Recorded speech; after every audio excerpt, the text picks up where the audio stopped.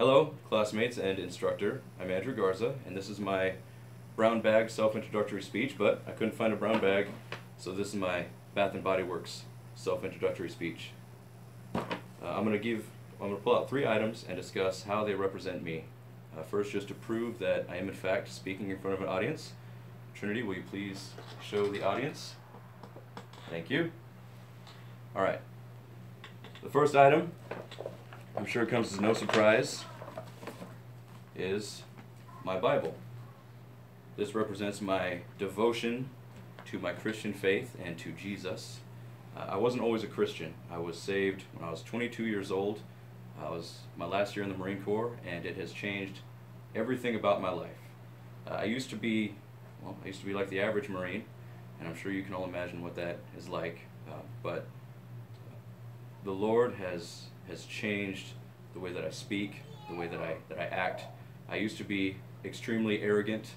Now I'm only somewhat arrogant. And so really, the thing that represents me the most, I think, is my Christian faith. And it has literally impacted every single aspect of my life. The next item is my wedding ring. And the next most important thing is my family. You know, my wife is next to the Lord in my devotion, and everything that I do revolves around my family.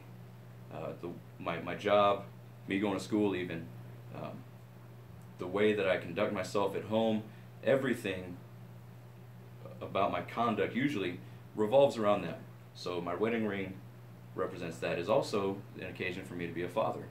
So I've got 3 little girls and 4 stepchildren. I mentioned them, baby. And I've always wanted to be a father, and this wedding ring also represents that just as much as my marriage to my wife. The next thing that I think represents me is this little piece of bronze, which is actually a piece of the statue of Saddam Hussein that was pulled down in Iraq. I was a Marine there. I was an infantry squad leader, and I was part of the unit that pulled down that statue.